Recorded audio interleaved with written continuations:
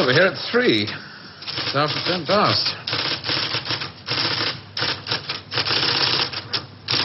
He is in, isn't he? One of the big boys wants to see you. He always pulls the same trick. Sends for you at 3 and sees you at 3:15.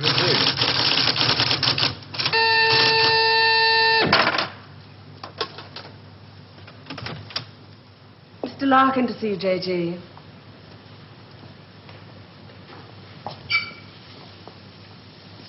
I'm sorry for the captain. Sit down, Mr. Larkin. Thank you. Do you smoke these things? King of Kings, size. Yes. Very surprised we got you to come here, Mr. Larkin. Well, I couldn't see what the CWNS would want with me. Still can't. Do you know anything about us? Oh, I heard 1 or 2 things when I was working with the BBC. What'd you hear? CWNS set up midway between the government and the TV companies. Any time the newsreel boys put out stuff with security classification, wars, weapons, political leaks, they get their film through this office. What do we know about you? Larkin. Robert Santor. Yes, it's a family name. Good family. Good education. But you turned your back on all that, didn't you? Tried a little bit of everything. 1955, you wrote some plays for the BBC, then worked for them as a story editor. 1961, you got a 3-year contract as a director, which you didn't renew. Oh, the BBC weren't paying money. Well, you're in the money now, aren't you? In 1968. There's your flat in Holland Park, your cottage in Hampshire, 2 children.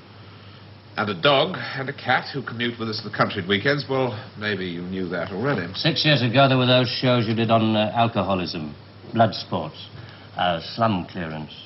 People called you bright. Very bright. There were other words they used.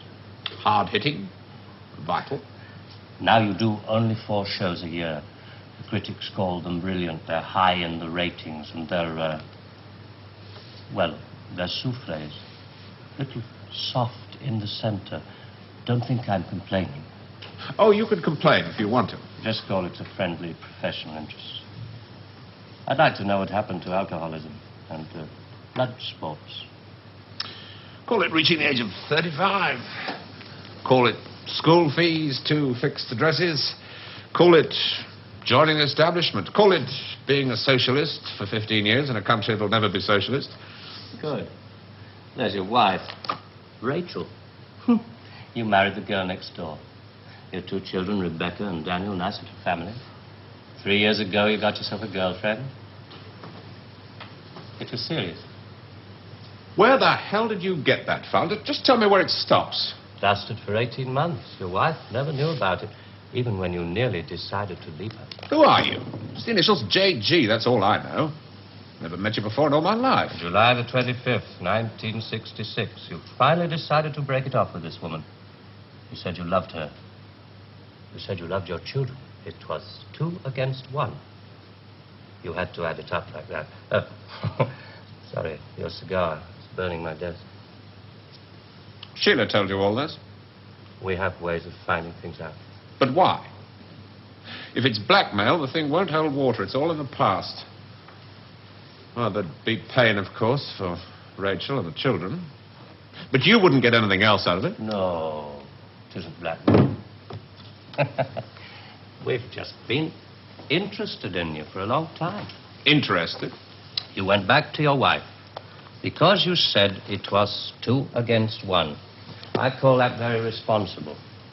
We're interested in very responsible people. In fact, we have a little index for them. We call it their power quotient. A ratio of responsibility as against aggression. Yours is very low. 0.2. That's very low. Just what we need. Sit down. Please. I'm sorry, the language must seem rather strange at first, but we take it very seriously. Just to show you how seriously, I'm going to tell you how we checked up on you. We call these things surgical transmitters. One was fitted inside you when you went into the Charing Cross Hospital 3 years ago. Appendix, wasn't it? Transmitter? Are you trying to tell me that you listen to every word I say? A machine does. untouched by human hand. There's a little gadget in these things that ties up with the pulse rate. Puts a bleep onto anything that you're excited about saying. British. Power quotient, surgical transmitters, high-speed tape. It's Doctor Who. I'm for the real world, Jack. Good afternoon. I should just have to give you an example. On July the 26th, 1966, you were talking to this girl, Sheila, about love. You said to her, I quote, "The kind of love I have for you, Sheila, well, it's bed love and it's more. It's staying in bed till 6 p.m. and saying I can't go to the office today. It's eating breakfast at twilight, laughing at leaves on the pavement." I don't believe there's any such thing as these surgical transmitters. You got Sheila to tell you all this, then you wrote it down the way I might have said it. You're a good guesser.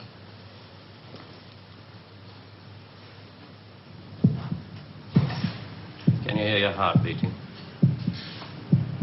It's eating breakfast at twilight, laughing at leaves on the pavement, getting a cab to a silly movie to Paris. It's moving when you're tired of staying still. And I've done it all before when I could do it with no ties. Now it'd just be irresponsible. So there really is one of those things inside me.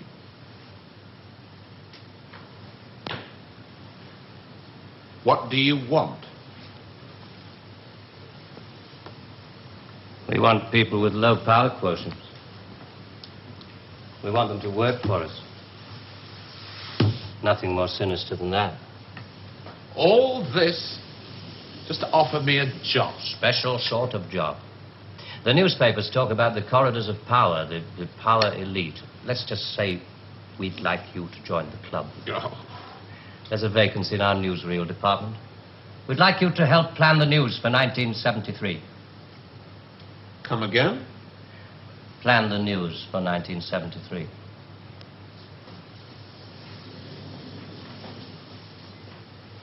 What are you doing? I just want to make sure the sunlight's real.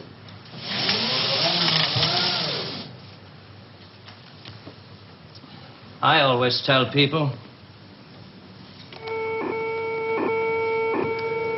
news is the most highly developed form of fiction. The most difficult. Come on. I just want to show you something. There's no obligation to buy. Really. News requires imagination. News requires responsibility. We think you're well qualified. Please. Double A security, sprinkler systems and other services do not operate beyond this point.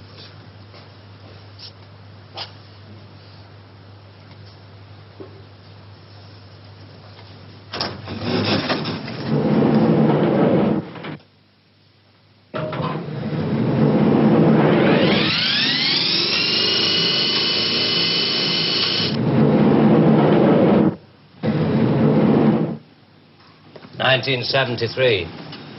We've only roughed out the news for 1973. Nothing's been given the go-ahead yet, but this is the kind of thing we have in mind.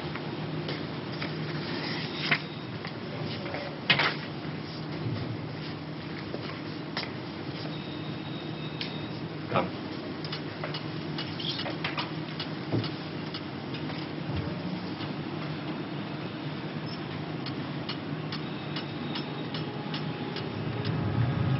Today, April 14th, 1973. First historic pictures by Radstar of the combined U.S.-Russian landing on the moon. Shown here are Majors Webb and Mikhailovich taking their first steps into the unknown, firing their retro-rockets to land their spacecraft on the dust-covered surface. A comforting note for us stay-at-homes, both the Pentagon and the Kremlin have announced that the moon has no strategic value. A comforting note for us to stay at home.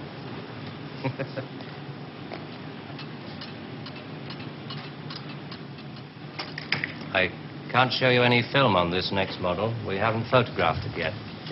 But this is the way it will sound. June the 22nd, 1973. The State Department releases film of the ultimate weapon, codenamed Icarus. This satellite is equipped with a solid reactor. In layman's terms, it can freeze air solid, stopping all missiles, killing all forms of life. Icarus orbits at the same speed as the Earth, can hang in position over every major city that threatens the peace-loving nations. Rather proud of this one. Come on.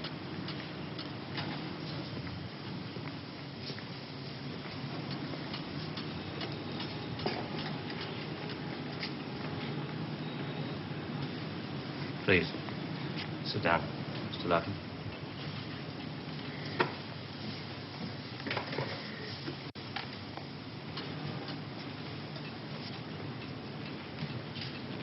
September the 5th, 1973. The new phase in global warfare. War by example. At 4:32 our time, China took out the remote Indian border village of Bandor, unprotected by the Icarus network. After the first 2 5-megaton H-bombs had fallen, the 9-way hotline finally Switch had it off. effect. But This is going to happen in 1973. You're going to make this happen? No. We're going to make models, much cheaper. Then we photograph the models. Fake newsreels. That's fake newsreels. For the past 10 years, people have been looking at our fake newsreels and listening to our fake commentaries. And they accept it for the truth. And you can do it. Stop 100 people in the street. How many of them have actually seen a missile or a satellite? They're just told they exist and they believe it. Yes, you're getting there. I knew you would. Well, now, the moon rocket and the satellite, that you can get away with. That's too remote for people to grasp. It's too far away. But this... I mean, you invented this village on the Indo-Chinese border. Oh, yes. Well, somebody could check up. Very mountainous territory up there. There'll be no survivors in 1973. No rescue work. Radiation scare. Yes. You can do it. This could be the news for 1973. Not necessarily exactly like this.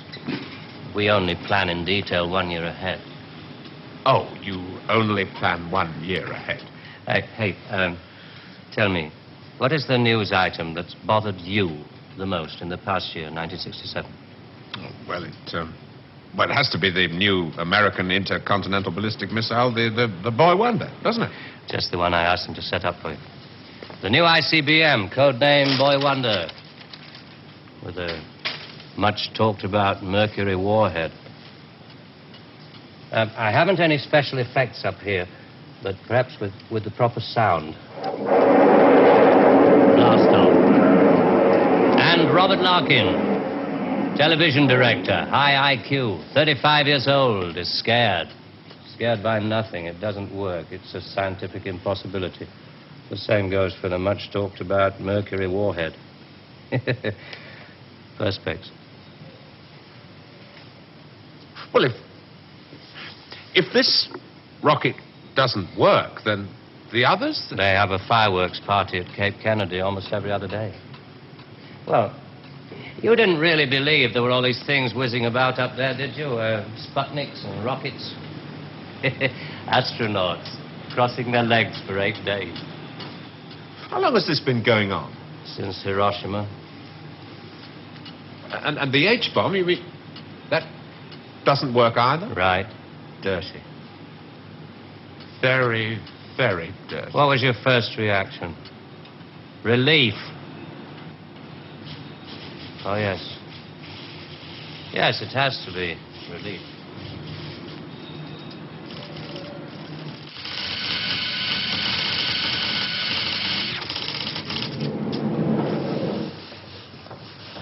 Only 12 people are allowed beyond this point. Most of them work in the photographic department, taking phony newsreel pictures of our models and processing film and so on. Sit down, please.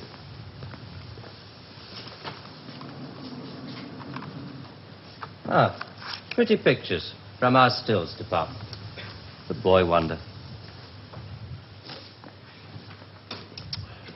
Do you really think that missiles and satellites are mile out of country? No, not at all. I've only shown you the hard news. There are other things, much softer things we thought might interest you. Well? 1973, we thought it might be time for an anti-teenage movement. A long-awaited return to maturity. Sherry. Perhaps even a religious revival. Oh, I see. You want me to arrange the grand opening of Ruislip Cathedral. 1st of October, 1973. Mark the date down in my 10-year diary. We are very serious about you. There are things about you we like very much. Qualities you have to offer. Qualities that we perhaps don't possess at the moment. That's great. Our file on you. I have to return to July the 25th, 1966, the day you broke it off with this girl, Sheila. You really did reveal rather a lot of yourself that day. But, of course, if you really mind... Help yourself. You said to her, it won't work, Sheila, and she said something, and then you said...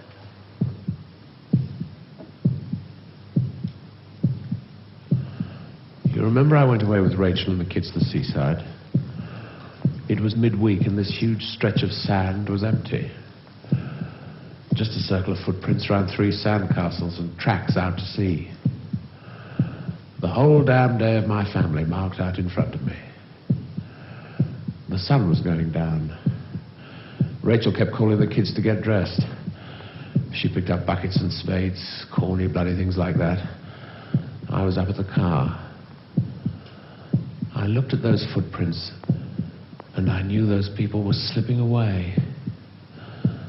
There were things I could tell them. We rather like that bit about footprints. You see, in this job, some of us have got rather a long way away from the idea of footprints in the sand. Those footprints were made by my children. Now, you want me to scare the hell out of them with every bomb from A to H inclusive. Well, why? I mean, when did it all start? 1945. You may remember the Americans let off their 2 atomic bombs. Well, they didn't want other people doing the same thing. I mean, you do see that, don't you? Oh, I don't know. Well, to scare the people off, the Americans put it out that the atomic bomb was halfway along the line to something much bigger, the hydrogen bomb. It didn't work. They spent 5 years in negative research. Well, what about the Russians? They're supposed to have quite a pile of these things. We were surprised when they started their tests. Then we got a few feelers from their Secret Service. Nowadays, we work very closely together. Oh, all these stories about spies going off to Russia. Mr. Philby, remember? Just good copy for the Sunday papers. Good copy. Well, the Chinese. I mean, they've just announced their bomb. Yeah, we played along with it. We recorded their phony explosion. We're rather hoping the Chinese will come along, complete the pattern, you know. In Vietnam, hundreds of people are being killed every week. Well, you can't do that with your models. No. And you can't cure people of bad habits in 2 generations. They like to carry rifles. They like to put lines on maps. And we let them because we control the situation. There's no danger of world war. Just a simple choice for everybody. Capitalism or communism. Strawberry or vanilla. It all adds up to the same thing now we've got rid of the big bangers. Well, how can you be sure that Johnson, Kosygin aren't working on other things? Poison gases, bacteria. Pathetic man of your intelligence. You don't want to destroy the world. Neither do I. What makes you think that presidents are different? Well, they've made some pretty good stabs at it in the past. There wasn't the right sort of control then. Nowadays we know better. Politicians are easy to control. The grosser mentality boys who like to be photographed getting in and out of Daimlers in Whitehall. They come right at the bottom of our organization. A few rungs up the ladder, there are the people in the top secret factories. Just those in a position to know they're making weapons that don't really work. There must come a time when somebody wants to use one of those weapons. I mean, somebody is standing there with a finger on the button. Well, that's the beauty of it. Nobody presses the button. We control all the crises. We build them up and we shut them down. We. Again. Yeah, I'm coming to that. Near the top of the hierarchy, there are the economists, top civil servants, top brass in the military. Those men who are supposed to view the nuclear tests and so on. And above them, CWNS. Right at the top. Classified World News Service. Just who the hell are you? It's obvious, isn't it? Just a very few of the top people in communications in every major country in the world. Oh, you mean you run all these magazines? No, of course not. We just get them to take some of our copy every week. Television is much more important to us. It all happens so quickly. You say you can put out what pictures you like on television. Doesn't anybody try to stop you? No, nobody wants to. 99.386% of the population wouldn't believe this conversation. And the rest are working for us. And they're the top minds, the really responsible people. They know they're guaranteeing the lives of their grandchildren the only foolproof way. Scaring the hell out of their grandchildren. Well, I won't buy it. You must admit there has to be some kind of control in this world of ours. Look at this. And remember that 1/4 of the world is starving. There are the full bellies and the empty bellies. Some of the empty bellies carry rifles.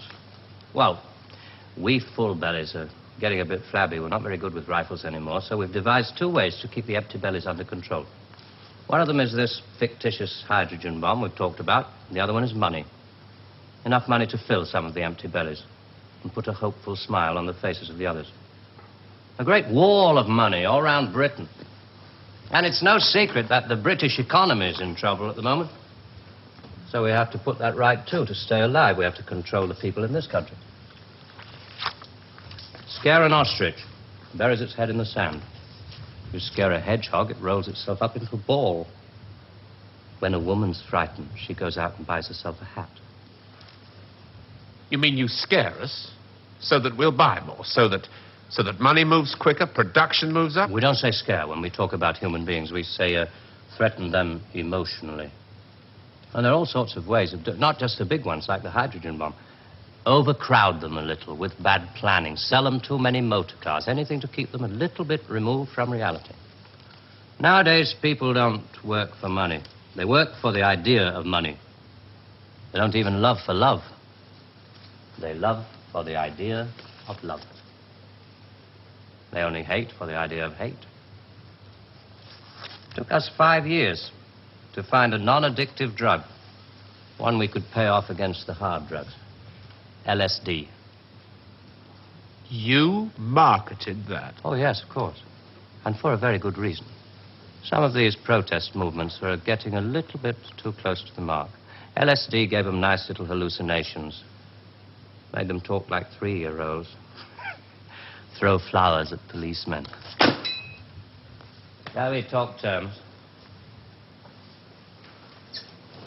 You're not still going to ask me to work for you?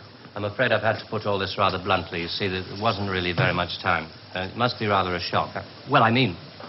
Most people realize that the world is controlled from about 6 big cities. But it must be rather shocking to learn that 1/6 of the world is controlled from this building. You mean you? Oh, no. I only rate an office on the 7th floor. There are 2 other offices above this one. And a giant computer system. Link number 4 in world control. A computer? Well, what's so remarkable about that? It's just a machine that can store a vast amount of information. A machine that knows too bloody much. Now you're being hysterical about it. The computer's very simple. You feed data into it. Anything from the Wall Street closing prices to the North Atlantic weather reports. And you get decisions. That machine's taken you over. It's just a machine. Extra hands for the people who know how to control it. Well, This one above us, it's square in a box. Yeah, I suppose you could call it square in a sort of a box. Do you know why I go away at weekends? To get away from people in boxes. They live in boxes. They get their thoughts, their problems, and their answers out of boxes. And I like to get away at weekends because they're not people anymore. Now, you know all about me. My cottage in Hampshire. But did you know that there's a line of trees that goes right up past the house, and the noise they make is like the sea? Did you know that I find it difficult to sleep in the country? And I like to go and stand in the garden before dawn, and I feel good because I know that my wife and my children are asleep inside. And I like to go out and walk past the wet hedgerows until I can see pasture land and the smoke from the cottages in the This village. may be all very well for one of your grassroots programs, but I'm afraid time is running out. I ought to tell you, we pay a great deal of money. We can afford to. We save such a lot on things like the national defense budget, so on. We would start you off at £250,000 a year. Oh. Rising to £1 million when you make the Ministry of Morality, which I know you will. Will you let me out of here? One little point. I should have told you about these surgical transmitters.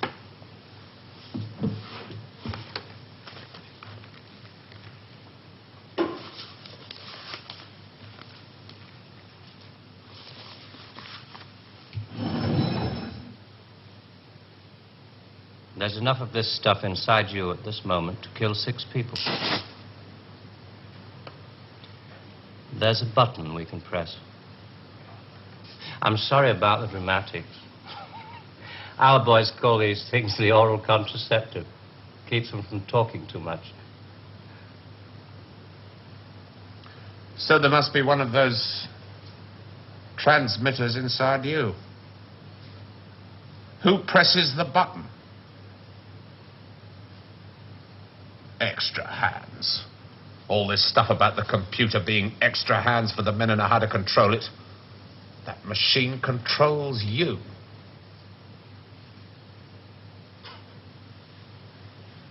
You start on Monday.